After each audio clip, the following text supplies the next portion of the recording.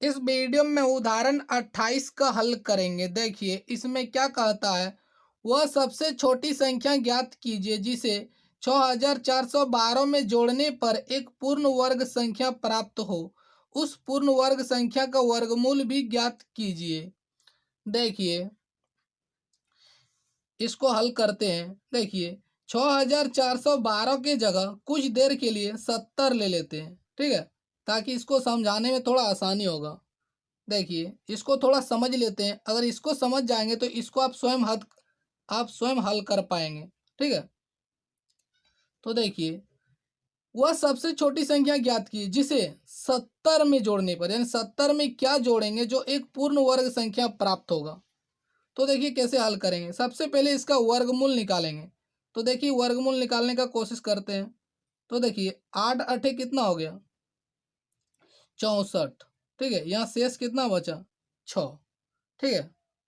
यानी 70 का वर्गमूल नहीं निकलेगा, यहाँ शेष बच रहा है। देखिए यहाँ शेषफल कितना है, 6 है, ठीक है।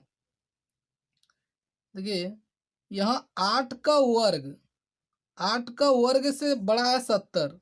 ये जो प्रश्न में दिया है 70, यहाँ देखिए 70 माने इसके जगह, ठीक है। यानी 8 का वर्ग, देखिए 8 का वर्ग क्या होता है, यानी 8 का वर्ग 64, ठीक है।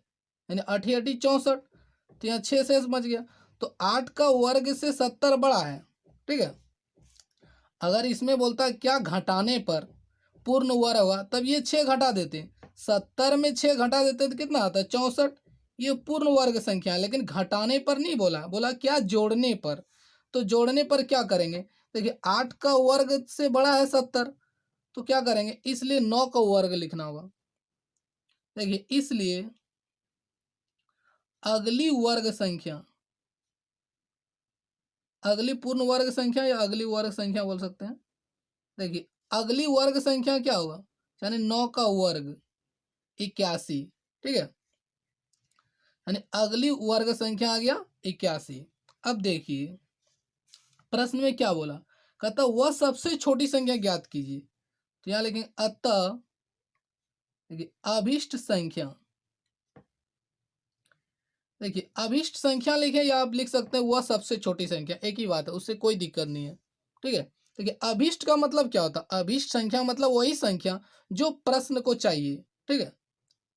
देखिए जैसे 81 में, यानी इसमें क्या घटाएंगे, इसमें घटा देंगे 70 को, ठीक है, जो प्रश्न में दिया हुआ है। यानी 81 में 70 को घटाएंगे तो कितना आ गया, 11, 11 आ गया, ठीक है। यानी वह सबसे छोटी संख्या 11 होगा। यानी देखिए 70 में बोला क्या जोड़ेंगे, यानी 70 में अगर 11 जोड़ेंगे तो कितना हो गया, 81। यानी 70 में क्या जोड़ेंगे, 11 जोड़ेंगे तो क्या हो गया, 81। तो 81 क्या है, यही संख्या है, पूर्ण वर्ग संख्या है।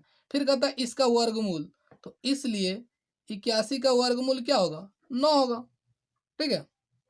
देखिए कहा है सबसे छोटी संख्या। अगर देखिए आप कहेंगे 70 में 30 जोड़ेंगे, देखिए 70 में 30 जोड़ेंगे तो कितना होगा, 100।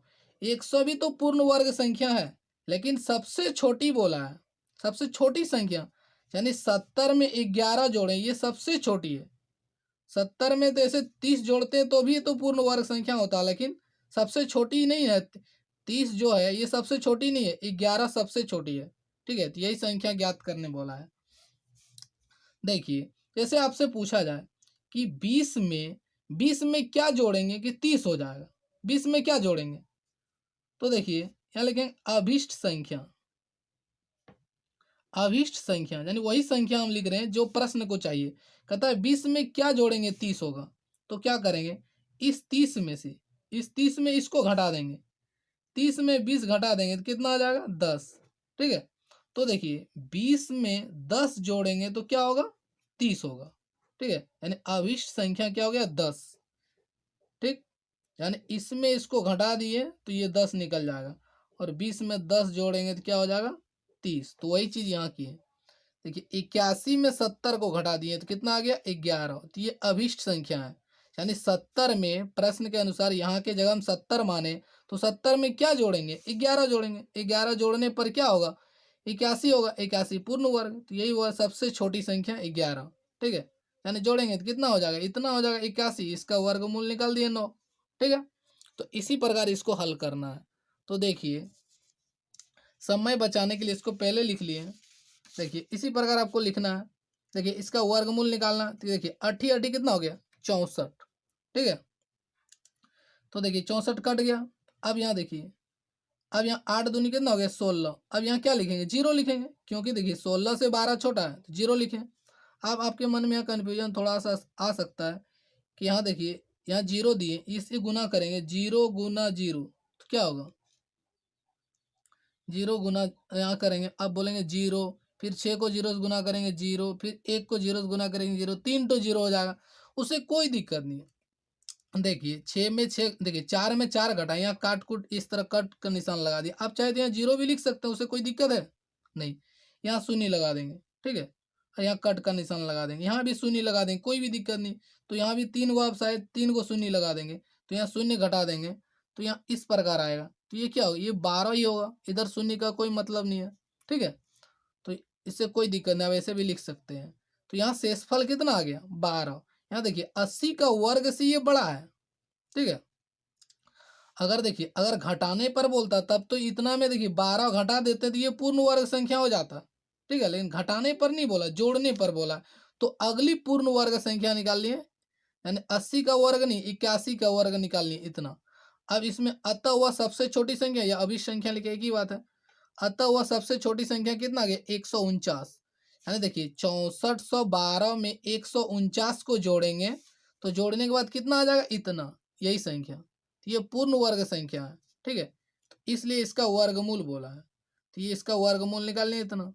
ठीक है, प्रश्न में क्या बोला कि वह सबसे छोटी संख्या ज्ञात की जिसे इतना में जोड़ने पर वह सबसे छोटी संख्या हो गया 149।